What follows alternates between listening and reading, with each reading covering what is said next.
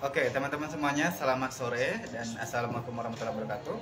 Selamat datang di live aku kembali, dan ini live spesial Ramadan bersama Ustadz Karman, dan aku senang banget bisa sharing nih bareng Ustadz Karman kali ini.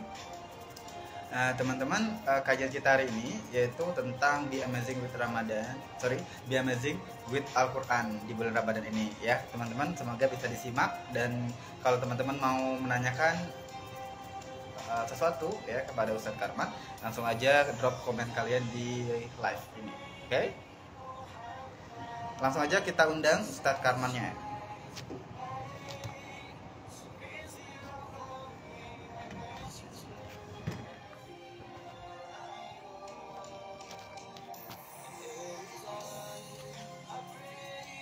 Muhammad.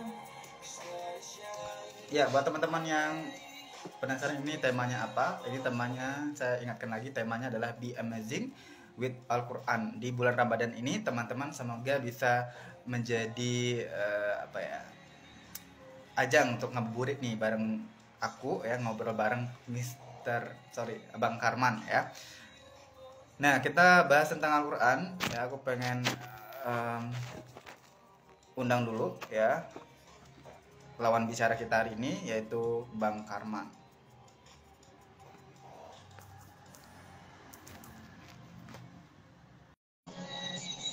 Oke, saya undang teman-teman.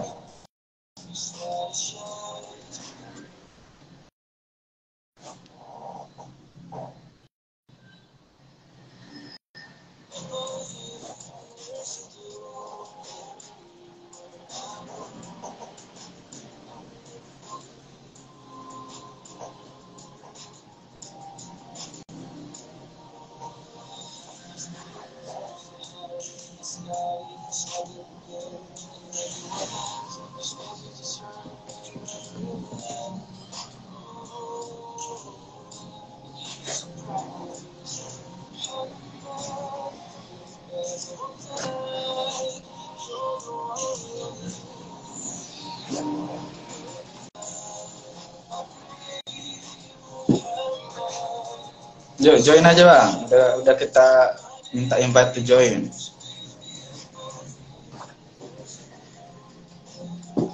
Kenapa unable to join? Oke, kita coba lagi.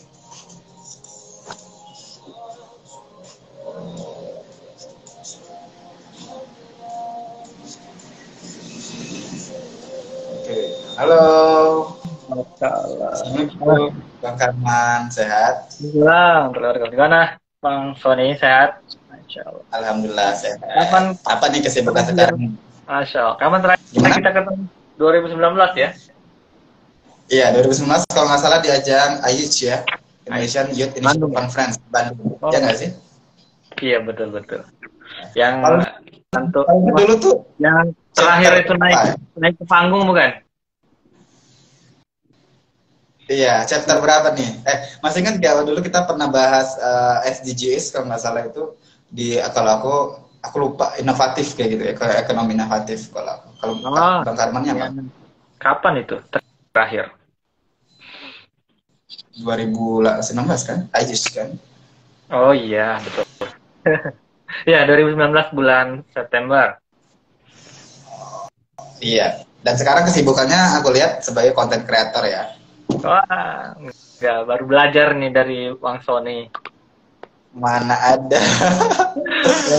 Oke. Profesional itu udah. Di mana nih? Berada posisinya di mana? Saya di Bogor sekarang. Oh, di Bogor. Banyak beraktivitas di Bogor. Karena kuliah ya? Belum kuliah. Belum lanjut S2 ya berarti ya? Belum. Kayaknya Bang Sony sih? Langsung lanjut S3 nih kayaknya. S4 aja nggak apa-apa. Asal jangan es cendol ya. Mau buka puasa bentar lagi kita es cendol. Benar lagi. Oke Ustadz, kita panggil Ustadz aja nih, ya. Kita kan ahli boleh Ustadz ya. Kita akan bahas ini deh, Al-Quran ya kan. Boleh kasih wejangan dulu mungkin buat penonton yang hadir juga di live hari ini. Be amazing with Al-Quran ya. Hari ini temanya adalah Be amazing with Al-Quran. Bisa kasih kilas info dulu nggak? Kenapa sih kita itu harus apa ya? Bisa dibilang bangga banget nih. Karena bulan ini itu kan bener ya, bulan ini bulan Al-Quran kayak gitu.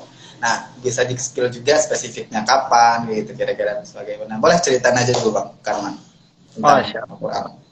Baik, Bismillahirrahmanirrahim. Assalamualaikum warahmatullahi wabarakatuh. Kayaknya kita akan diskusi santai aja kayaknya. Nggak akan bakal banyak membahas apalagi masalah fikih, itu bukan ranah saya itu kan. Saya ilmunya masih belajar lah. Jadi paling kita akan bahas banyak apa sih, kenapa sih kita harus bangga tadi ya dengan Islam, bangga dengan agama kita, yang dengan bangga juga dengan bulan Ramadan ini, hadirnya bulan Ramadan ini harus bangga banget. Karena kita tahu pada dasarnya barang siapa yang senang, bahagia menyambut bulan Ramadan, maka akan dapat banyak kebaikan di dalamnya. Itu yang Rasulullah sampaikan kepada kita. Masya Allah. Kurang lebih narasinya seperti itu, ya, yang Rasulullah sampaikan kepada kita. Maka merugilah orang-orang yang ketika Ramadan datang itu dia tidak berbahagia, dia tidak bangga dengan itu. Merugi mereka. Apalagi kita tahu bulan Ramadan bulannya turunnya maghfirah, ampunan. Di antara 12 bulan kan ya, kita tahu 12 bulan dalam setahun itu, kita mungkin di bulan-bulan sebelumnya banyak maksiatnya. Dan kita tahu ya di bulan-bulan sebelumnya juga, dan di bulan kapanpun itu maghfirah Allah itu selalu ada, tapi terkhusus bulan ini itu lain, lebih barokahnya itu lebih dahsyat. Makanya Rasulullah ketika Ramadan itu istilahnya, ketika Ramadan tiba, apalagi 10 malam terakhir itu, kain-kain sarungnya Rasulullah, para sahabat itu diikat kuat. Maksudnya diikat kuat seperti apa, Ustaz? Iya, diikat kuat karena mereka tidak ingin meninggalkan semua ibadah di bulan Ramadan, apalagi di 10 malam terakhir itu. Karena apa?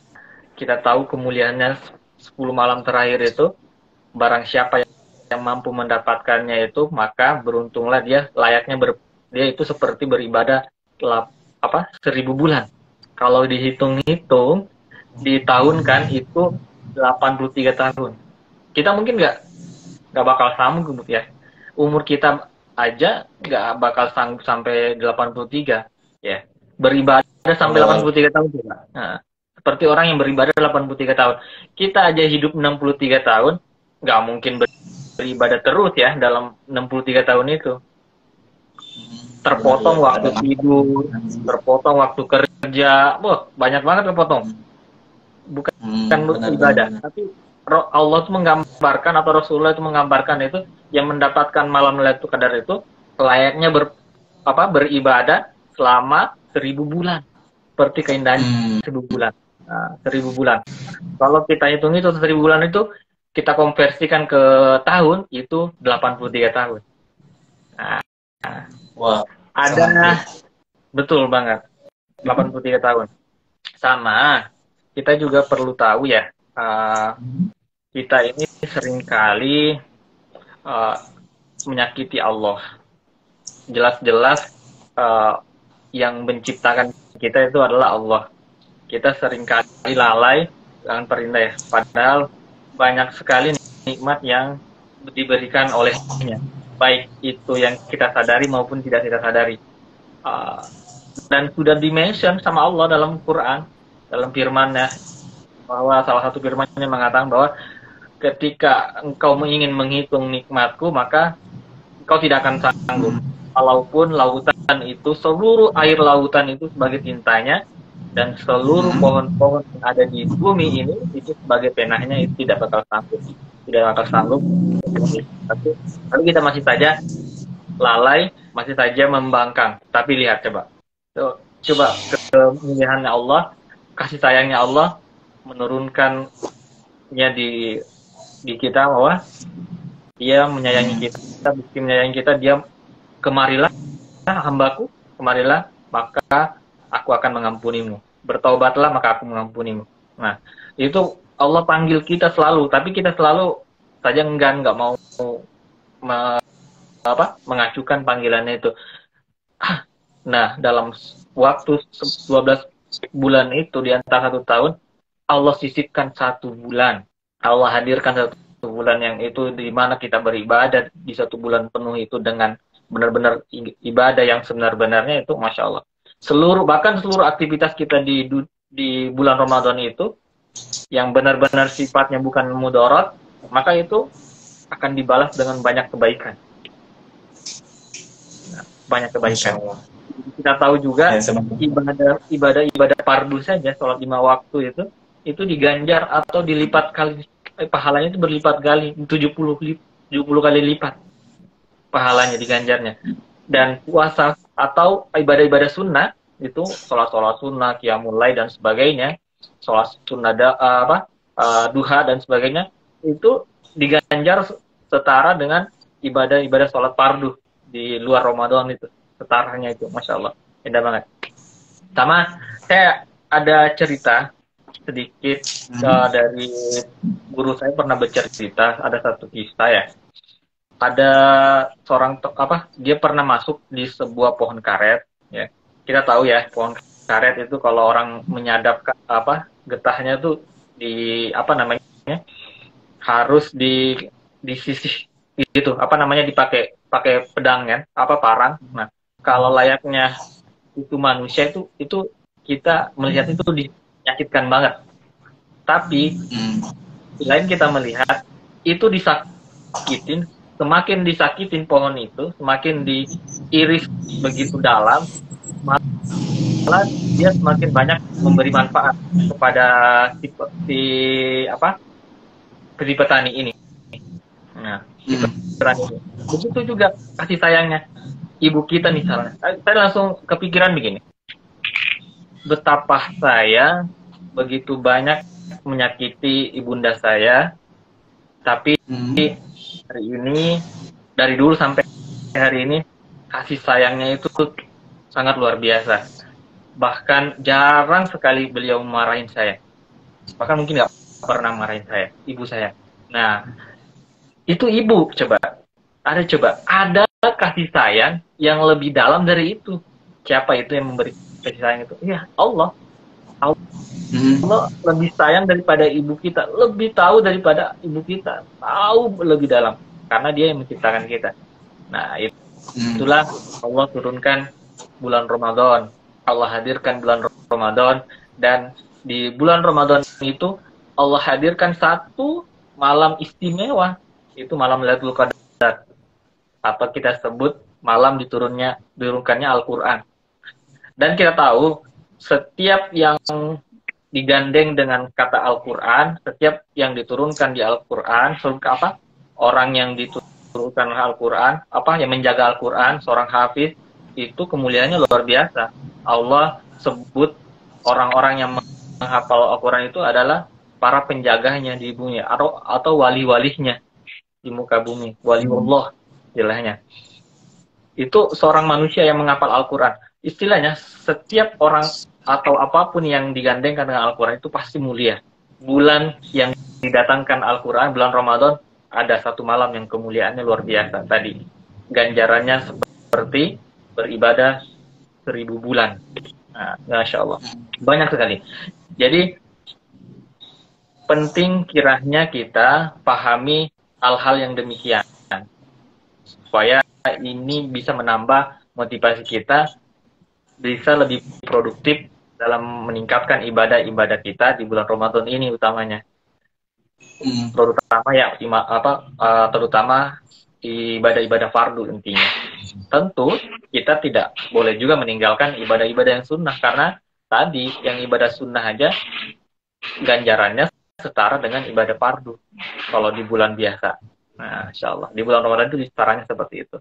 Maka merugilah kita kalau misalnya ada 1 detik atau ada satu hal yang kita tinggalkan, itu sifatnya ibadah di muka bumi ini, itu sangat merugi tentunya. Oke. Begitu mungkin Bang Sony. Dan banyak banget sekali yang kita yang dapatkan. Oke, baik Bang Karman. Kalau misalnya ini bertanyanya nanti agak di luar out topic bisa jadi ya, karena kan kita juga bakalan, wah kenapa sih, kan banyak pertanyaan-pertanyaan ya dalam diri saya pribadi juga. Nah, salah satunya kayak gini, apa sih dampak yang paling besar yang kita rasain di bulan Ramadan? Bukan hanya dampak fisik ya, tapi juga dampak psikis. Kira-kira dari Bang Karman, gimana pendapatnya? Oke. Ada satu cerita menarik nih. Ada pernah teman saya bertanya, apa sih sebenarnya ini dampak negatif, dampak positif yang didapatkan ketika lepas di bulan Ramadan, atau mungkin masih di dalam bulan Ramadan misalnya. Terus ada yang nyeloteh, ada yang nyeloteh teman saya gitu. Kan, oh alhamdulillah, ini intinya ini udah puasa ke-20. Puasa ke-20. Saya berhasil mendapatkan keberkahan di bulan Ramadan. Terus saya bertanya, kenapa kok bisa kamu menisbatkan dirimu atau mendeklarasikan dirimu itu mendapatkan keberkahan itu? Iya, saya mendapatkan keberkahan. Coba, dulu pas sebelum bulan Ramadan, berat badan saya itu 65. Sekarang di puasa ke-20 ini turun jadi 50. Nah, itu mah bukan keberkahan, itu mah niatnya diet. Nah, intinya, istilahnya bahwa keberkahannya itu yang kita dapatkan hal yang berpengaruh positif ketika di setelah bulan Ramadan, ibadah-ibadah kita di bulan Ramadan ini kita kerjakan, kita giatkan begitu giat, dan ketika bulan Ramadan udah selesai, kita masih istiqomah. Atau istilahnya ada peribahasa mengatakan, bukan, ada suatu hadis ya, kurang lebih seperti ini bunyinya, bahwa orang yang diterima amalannya di bulan Ramadan atau puasanya di bulan Ramadan itu diampuni dosanya selama setahun. Nah, selama setahun. Terus ada yang berkata gini, wah gimana itu maksudnya? Diampuni? Ya udah, berarti saya selama setahun nanti saya mau berbuat dosa aja. Saya mau berbuat dosa aja. Soalnya saya udah diampuni gitu kan, dosa-dosa selama setahun. Nah, tapi tidak, bukan begitu maksudnya. Diampuni dalam hal ini ketika kita ingin berbuat maksiat, itu ada kayak ada rasa gundah gulana gitu di dalam hati kita. Aduh, merasa ragu-ragu. Wah, masa iya sih saya harus melakukan ini? Ada rasa was-was itu lebih tinggi. Layaknya kita kalau pertama kali ingin berbuat maksiat, kita itu merasa was-was, takut melihat segala sudut, kiri kanan, apakah ada yang melihat kita dan sebagainya, itu pasti kita akan melihat. Tapi coba lihat, ketika kita sudah melakukan 1, 2, 3 kali, maka semua hal itu yang tadinya rasa takut akan ada yang melihat, itu bakal hilang, bakal mudah kita lakukan. Nah, begitupun dengan kita, ketika kita yang tadinya yang dimaksudnya diampuni selama setahun, itu yang tadi rasa was-was itu ketika ingin melakukan perbuatan dosa itu lebih tinggi, sehingga membuat kita tidak akan melakukannya. Intinya kita terhindarkan. Atau misalnya salah satu contohnya, ketika misalnya kita ingin, ada satu teman misalnya ingin mencuri, misalnya mengambil satu buah misalnya.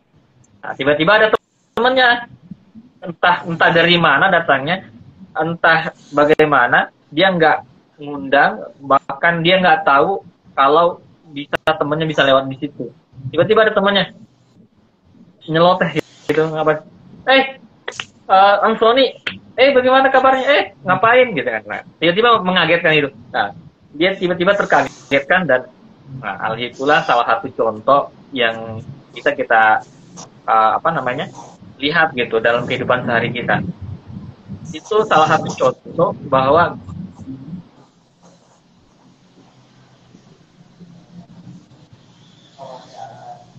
Halo, Bang Herman.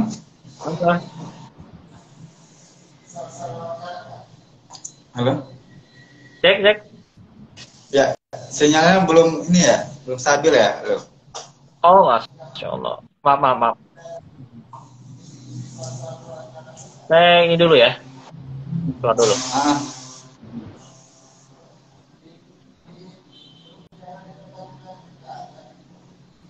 Oke, jadi tadi live ya bareng Bang Karman itu ceritanya tentang keutamaan salah satunya keutamaan di bulan Ramadan ya. Salah satu utamanya itu adalah setiap bulan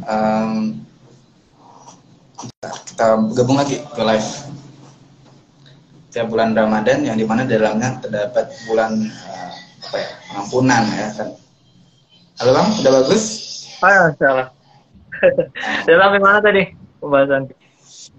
Pembahasannya tentang cerita tadi ya, ada mencontohkan saya juga di dalamnya. Tadi ketika orang yang disampaikan bahwa salah satu keberkahan orang atau salah satu contoh orang diterima puasanya, amalannya di bulan Ramadan itu adalah diampuni dosanya selama setahun. Nah, tadi ya ada yang mengatakan langsung menceloteh, ya udah nanti selama setahun setelah bulan Ramadan, ya udah saya mau berbuat maksiat gitu. Nah, tadi intinya bukan seperti itu, tapi kita diampuni itu maksudnya bahwa ketika kita ingin melakukan sebuah perbuatan dosa, ada aja penghalangnya. Entah itu datangnya dari was-wasan dari kita sendiri, atau tiba-tiba ada teman kita yang menegur, atau misalnya dari orang tua kita, atau dari sebab-sebab apapun itu.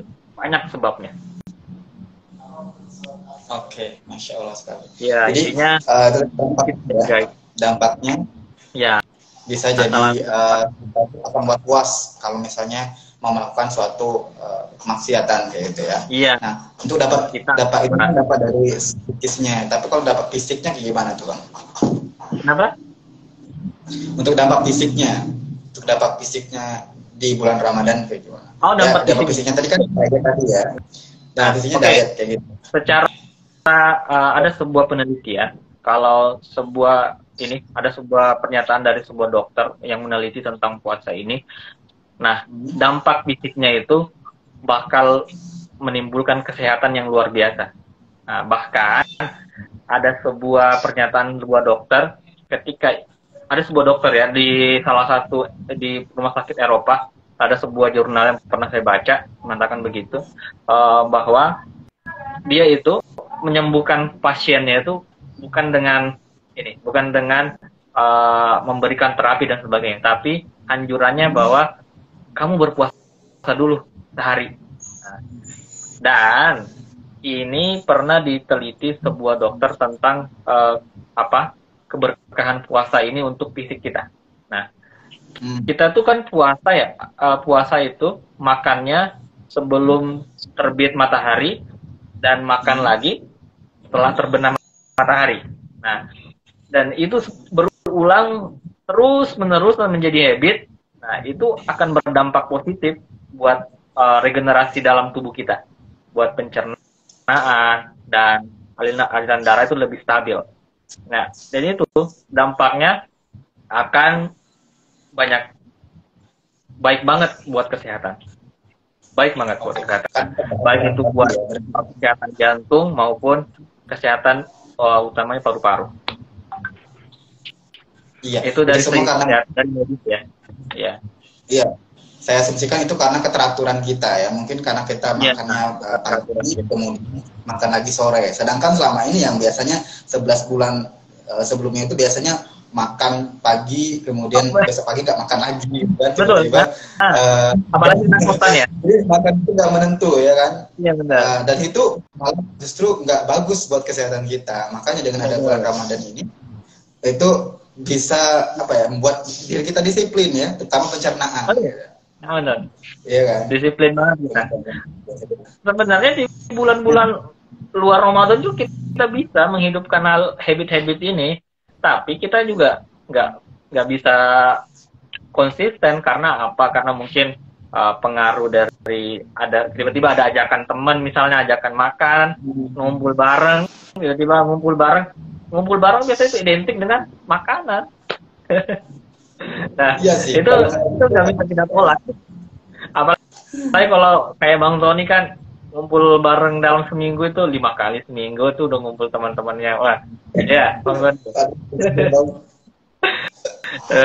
Ya, itu intinya karena kita nggak teratur, dan karena intinya juga adalah karena bulan Ramadan itu tadi disampaikan Bang Tony, disimpulkan bahwa kita makan dan tidak makan itu teratur, semua porsinya itu teratur, porsinya itu tertib lah kita intinya. Berarti benar-benar apa ya, diatur, tapi itu kita jadinya ibarat, benar nggak sih Bang Karman, ada yang saya baca juga kalau misalnya bulan puasa itu adalah saatnya tubuh kita itu membuang racun. Nah, mungkin bisa dijelaskan maksudnya dalam konteks membuang racun ini seperti apa dalam tubuh kita? Ini pandangan dari sisi medis ini. Iya, mungkin Bang Karman pernah dengar ininya mungkin, dan bisa bagi juga kan. Nah, saya juga pernah dengar kata Bang Tony, ada banyak statement bahkan dari sisi medis tadi, selain memang yang tadi saya sampaikan di awal, ini kaitannya sama halnya yang tadi saya sampaikan, yang pernyataan dokter. Ada seorang dokter itu menyatakan bahwa untuk menyembuhkan pasien ini dia tidak melakukan dengan terapi dan sebagainya, tapi dia menganjurkan kepada pasiennya itu ditanya dulu dalam kesehariannya seminggu ini ada puasa nggak? Gitu saya tanya. Ternyata dia mengatakan bahwa tidak ada, Bu, tidak ada, Pak. Saya belum, Bu Dokter, nggak ada puasa dalam sepekan ini. Oh ya udah, besok Bapak puasa.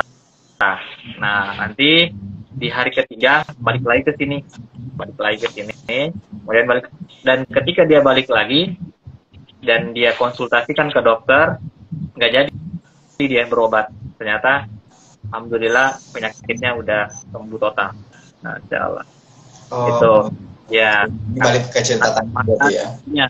Karena pada intinya emang berbeda dengan orang yang menahan lapar dan berpuasa, itu beda. Kalau segi teorinya saya belum begitu paham ya. Intinya berpuasa dan menahan lapar aja dalam waktu tertentu itu sangat berbeda. Nah, memang juga salah satu hikmahnya di berpuasa itu tadi, ketika berpuasa itu segala racun-racun tadi di dalam usus-usus, dalam saluran pencernaan itu benar-benar terbuang bersih, dibersihkan, dikosongkan selama kurang lebih berapa jam puasa di Indonesia, Bang Tony? Kurang lebih 8 jam ya. Ya, kurang lebih ya. Nggak tahu daerahnya juga ya, tergantung ya. Nah, kalau mungkin di Eropa, ya. Nah, kalau di Eropa malah ada 9 jam, 12 jam. Berapa kita? 9 jam ya. Kalau di Eropa ada 13 jam sampai 15 jam. Itu daerah Polandia. Teman saya ada di sana lagi lanjut kuliah, mereka puasanya lebih lama. Nah, itu kan beristirahat kita ya, proses di dalam pencernaan kita beristirahat, dan itulah saatnya semuanya itu, dan kita juga tetap beraktivitas meskipun paru-paru pencernaan kita itu potong, tapi kita tetap beraktivitas sebagaimana mestinya orang-orang pada umumnya di bulan-bulan sebelum Ramadan gitu kan. Nah, itu yang menyebabkan semua enzim-enzim dalam organ-organ tubuh kita itu bekerja. Istilahnya kalau seorang olahragawan itu intinya begini dia.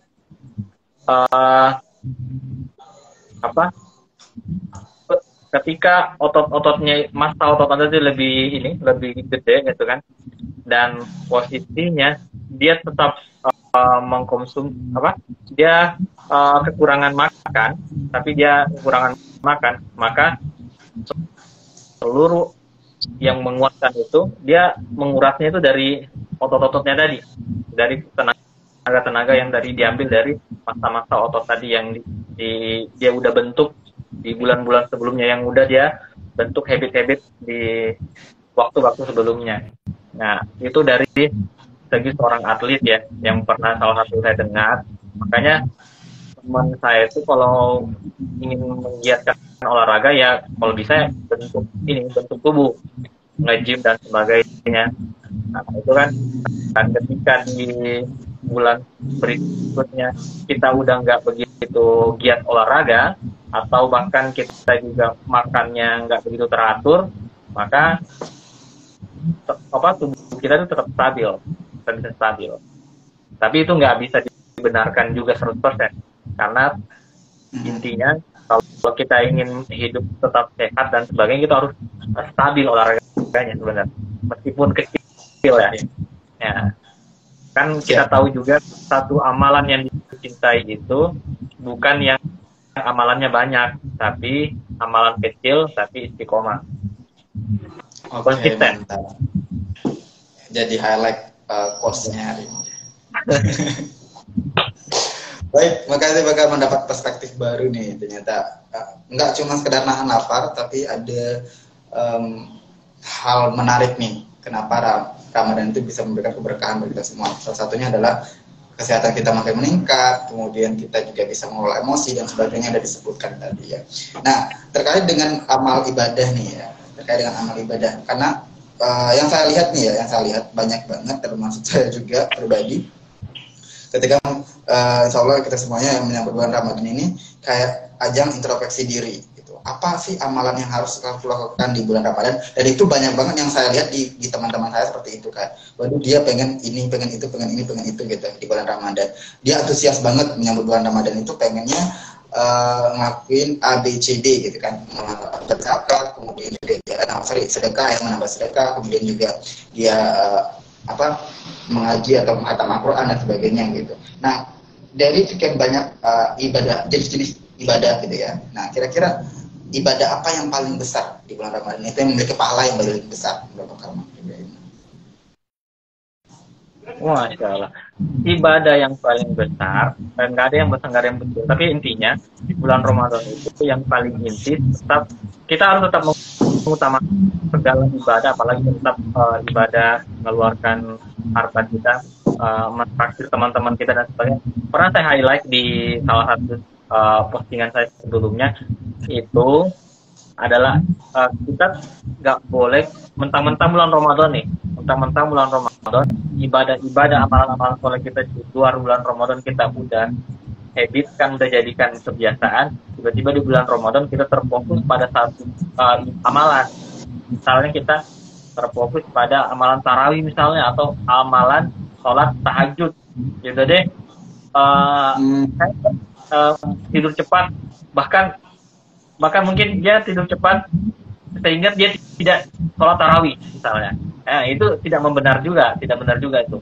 Nah, tapi sholatlah, beribadahlah, jagalah ibadahmu di amal-amal solehmu sebelum di bulan Ramadan, tetap giatkan dan tetap tingkatkan. Nah, tingkatkan lagi, justru harus ditingkatkan. Jadi sebenarnya intinya nggak ada yang istimewa banget, yang mana yang didahulukan, yang mana yang harus benar-benar digiatkan. Tentu harus dilihat juga dari porsi tubuh kita, segi kemampuan kita. Makanya sebenarnya ada sebuah pernyataan begini dari seorang ulama, katakan sebenarnya Ramadan itu adalah tempatnya memetik. Awal, di bulan sebelumnya, 2 bulan sebelumnya itu tempatnya menanam, kemudian di bulan Sya'ban itu tempatnya menyiram, waktunya menyiram tuh. Nah, di bulan Ramadan itu tempatnya memetik semua amalan-amalan itu. Istilahnya bahwa kita itu tidak bisa beribadah dengan habit yang luar biasa dengan ibadah yang berkualitas selama 30 hari bulan Ramadan itu dengan baik, kalau di bulan-bulan sebelumnya kita belum ada ibadah yang kita rutinkan, tanya begitu. Jadi makanya ini hasil di bulan Ramadan ini hasil kerja kita di bulan sebelumnya yang kita sudah habitkan, kita udah konsisten dengan itu. Maka memang tidak salah juga sebenarnya, tidak salah juga di bulan Ramadan baru kita mau menghidupkan sebuah itu, tidak salah. Yang salah itu adalah mereka yang tidak memilih salah satu ibadah istimewa di bulan Ramadan atau tidak melakukan sama sekali ibadah. Ini istilahnya asing, menganggap Ramadan ya biasa aja, meninggalkan orang sholat tarawih ya udah, dia biarin aja orang sholat, ya udah silakan. Orang berpuasa ya dia ikut, dia cuma makan, atau bahkan dia ikut puasa tapi tetap melakukan hal-hal yang dilanggar, tidak menjaga awan waktunya, mulutnya dari berbicara yang tidak baik, telinganya dari mendengarkan sesuatu yang batil, matanya dari melihat sesuatu yang tidak layak dilihat. Nah itu karena pada dasarnya puasa kita tahu bahwa bukan yang cuma menahan haus dan lapar, tidak, tapi menahan semua anggota tubuh kita dari perbuatan kebatilan. Bukan cuma tadi yang saya sebutkan mulut, telinga, mata, tapi enggak, semuanya, semua anggota tubuh kita dari perbuatan kebatilan, semua berbuat. Masya Allah, keren banget. Jadi itu ibadahnya nggak boleh harus pilih-pilih ya? Iya, harus semuanya harus semua dilakukan. Dan tentu tadi lihat lagi, semua harus dilakukan. Kita harus 100. Beramal itu harus 100 di bulan Ramadan itu. Siap. Karena tadi ya, karena dilipat gandakan tadi ya berarti. Betul. Nah, tapi lihat lagi, kita harus lihat juga dari porsi tubuh kita sanggup apa enggaknya. Jangan terlalu dipaksa. Oh iya. Jangan terlalu dipaksa juga ya.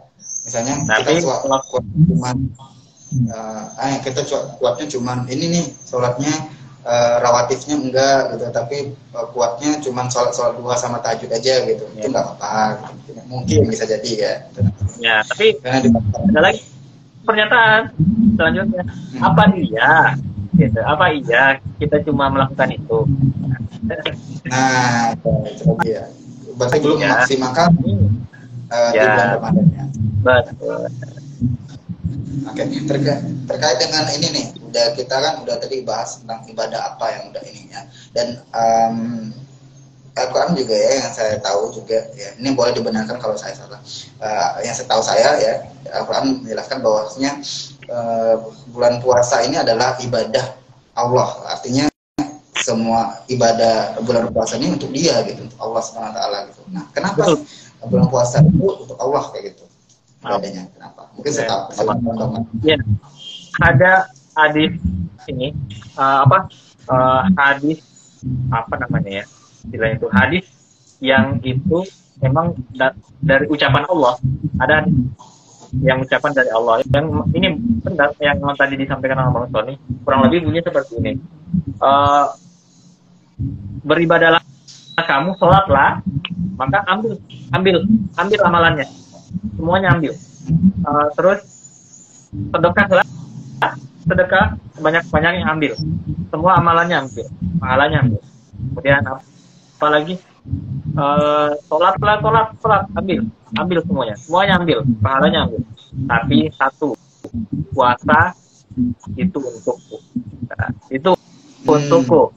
Puasa itu untukku. Maka istilahnya kalau untuk Allah berarti Allah yang balas. Coba bayangkan kalau Allah yang balas, wah kita nggak tahu bagaimana balasannya, beribu-ribu, berlipat-lipat, bahkan berjuta-juta kali lipat itu Allah. Kalau Allah yang berkata seperti demikian, itu Allah yang langsung balas, bukan tadi yang ditentukan. Coba kita lihat telisik dalam Al-Quran, di bahasan dalam hadis itu kita nggak ketemuin itu bahwa pahalanya puasa itu sekian enggak. Tapi Allah mengatakan bahwa tadi yang tadi disampaikan oleh Bang Sony juga di highlight tadi di awal bahwa berpuasalah engkau, maka itu puasa itu untukku. Ketika puasa itu untukku, kata Allah, maka aku yang akan membalasnya. Yang membalasnya, aku yang membalasnya. Sama halnya kita juga sebenarnya dalam hal beribadah juga itu bukan rebut-rebut pahala sebenarnya sejatinya, tapi itu adalah jalan kita mencapai ridhonya. Kalaulah kita beribadah itu karena ingin mendapatkan pahala, mengumpulkan pahala, terus kemudian di akhirat kita berharap ingin masuk surga, kayaknya kita masih kurang pantas. Masih kurang pantas, masih kurang layak. Tapi Allah itu memberikan surga dan neraka itu kepada orang-orang yang dia pilih karena Allah itu ridho terhadapnya. Kan kita tahu ada beberapa kisah yang ujungnya semasa hidupnya itu berbuat maksiat, tapi ketika ujung hidupnya siapa itu yang dikisahkan bahwa seorang pelacur memberi minum kepada seekor anjing, dia meninggal langsung di Rasulullah itu dia masuk surga. Wah, tuh. Coba bayangkan. Itu karena Allah ridho. Nah, karena di ujung akhir hidupnya itu dia berbuat amalan soleh. Maka yang kalau kita doakan, kita langsungkan dalam doa kita itu berharap diminta kepada Allah, ya Allah, berikan aku dan panggil aku ketika aku berbuat amalan terbaik, atau panggil aku dalam keadaan husnul khotimah. Itu yang selalu kita doa tuh. Karena pada dasarnya untuk mencapai husnul khotimah itu nggak ujuk-ujuk, ya udah nanti saya beribadah ketika umur saya udah sekian, misalnya udah tua baru dia beribadah. Kan pandangan kita orang yang meninggal itu banyak kan orang tua ya, padahal tidak. Orang yang meninggal itu kembali kepada Allah itu tidak memandang umur, tidak memandang usianya berapa, dia statusnya sebagai apa, anak presiden kah, anak DPR kah, anak yang tidur di kolong jembatan kah, tidak memandang itu. Tapi kalau udah digariskan umurmu udah sampai segitu, ya udah dipanggil, mau posisimu dalam keadaan apa, dalam keadaan maksiat atau dalam keadaan taat, ya udah dipanggil. Nah, untuk menghidupkan itu maka perlu kita menjaga, kita harus takut. Kita dalam salah satu bentuk takut kita ya istiqomah dalam ibadah. Dan tentunya untuk istiqomah dalam ibadah salah satunya adalah berkumpul dengan orang soleh. Salah satunya adalah belajar, ikut orang-orang soleh dan belajar terus. Itu salah satu ya cara kita untuk tetap menjaga kita tetap berada dalam keadaan soleh. Karena kita tahu bahwa karakter seseorang itu berdasarkan temannya.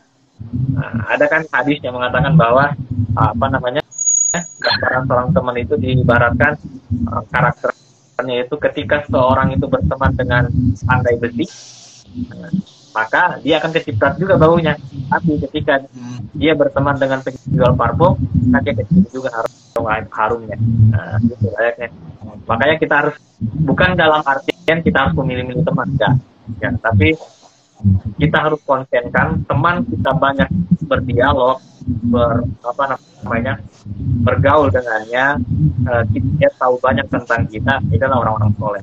Bukan berarti dalam artian kita membatasi diri kita, terus kita nggak mau berteman dengan kamu kan pemabuk dan sebagainya. Enggak. Orang-orang yang begini kita harus rangkul, orang-orang yang begini harus kita rangkul, harus kita jadikan mereka seperti kita, bukan mereka tetap dalam kemaksiatannya. Karena kalau kita terus membuat mereka dalam kemaksiatan, itu sebuah kehancuran juga buat kita. Karena orang-orang yang diazab pertama kali itu ketika di satu kampung itu ada satu orang soleh dan kemaksiatan itu banyak merajalela, yang pertama-tama diazab itu orang soleh itu. Kenapa orang soleh itu? Karena apa, dia nggak mengingatkan.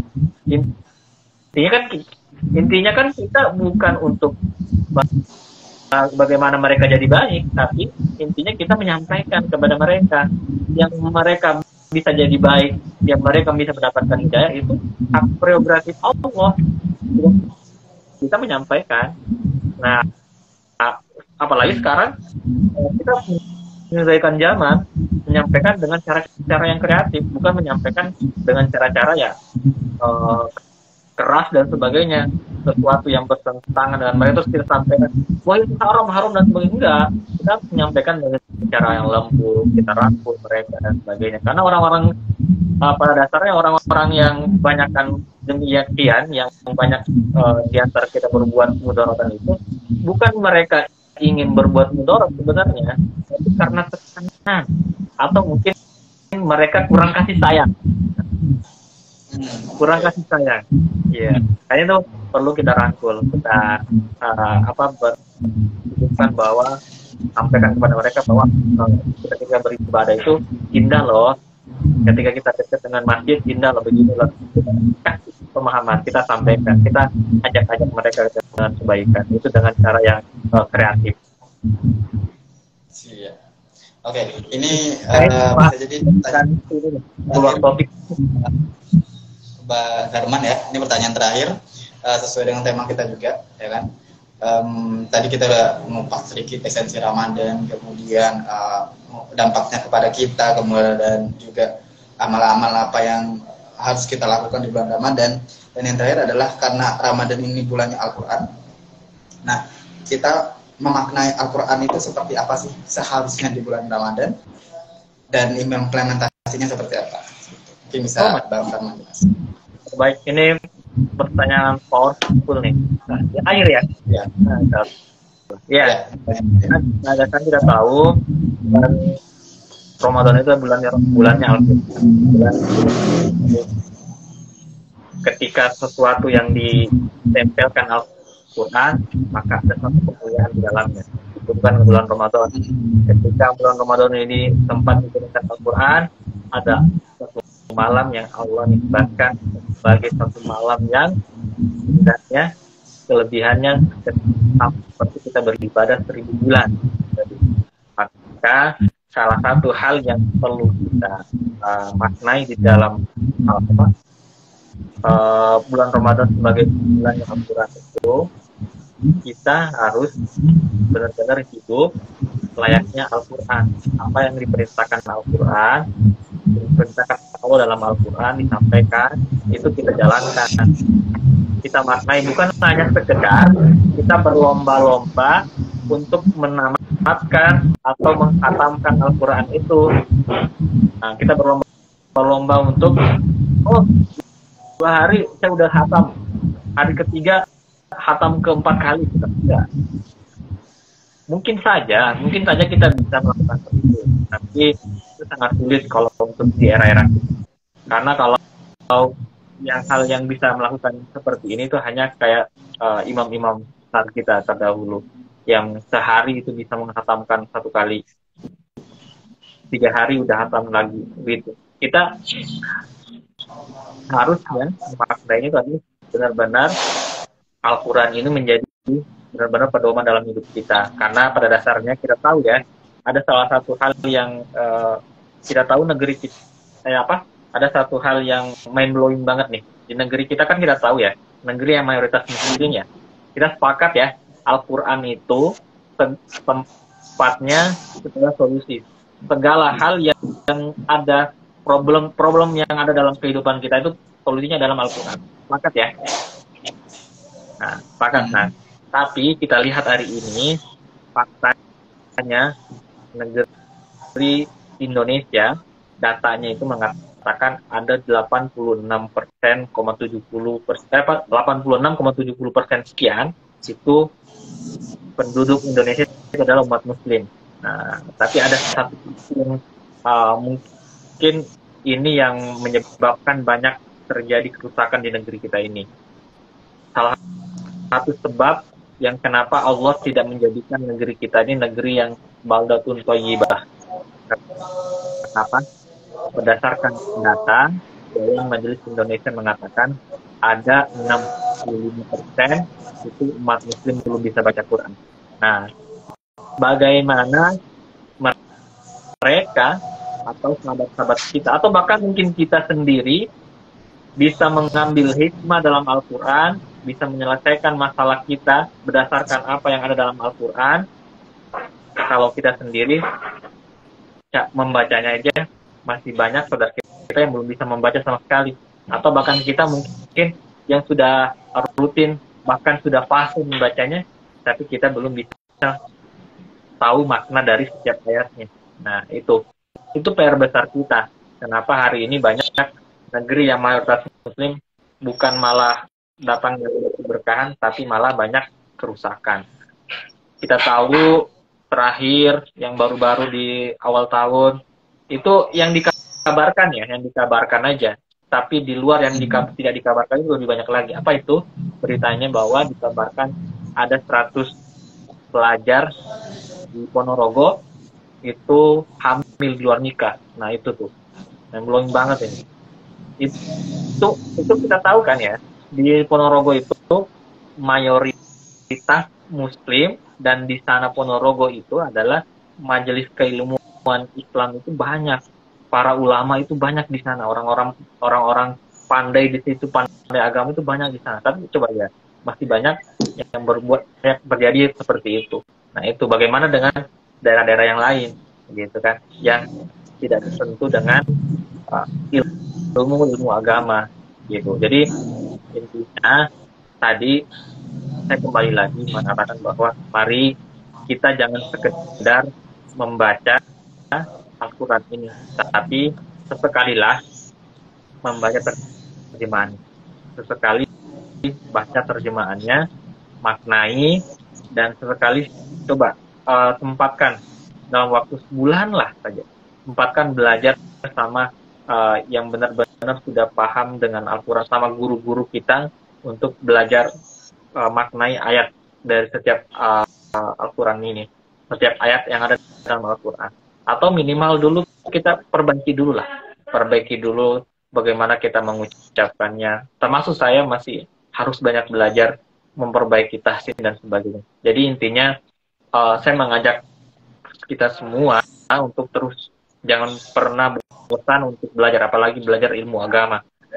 Karena intinya yang kita hidup di dunia ini adalah semuanya sudah ada sebenarnya, solusinya itu sudah ada semua, segala inovasi itu sudah ada semua dalam Al-Quran. Bahkan kalau ada sebuah cerita begini, kalau orang dulu itu para sahabat keluar dari masjid pasti ada inovasi yang terwujud. Tapi beda sekarang, coba ini sebuah dagelan lah ya, beda dengan sekarang. Orang keluar dari masjid, sendalnya hilang. Sendalnya hilang. Iya, itu beda. Orang dulu tuh sahabat ke masjid, pulang dari masjid keluar, pasti ada inovasi yang diwujudkan. Beda dengan kita sekarang, dari ke masjid, keluar dari masjid, sendal ada aja yang hilang. Ya, itu istilahnya.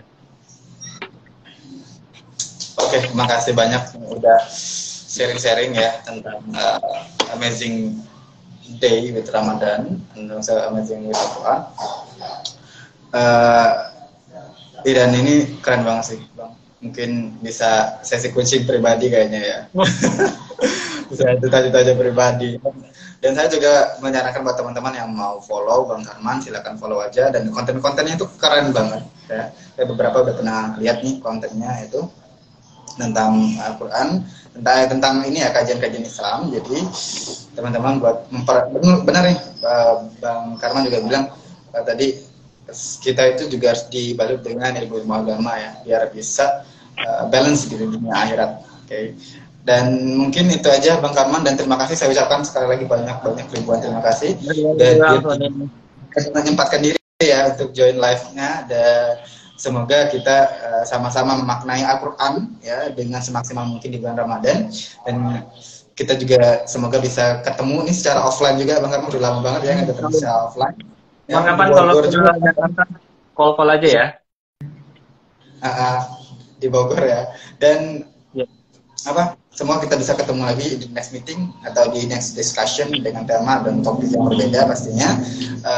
Dan cukup sekian ya, saya akhiri. Assalamualaikum warahmatullahi wabarakatuh. Bye bye.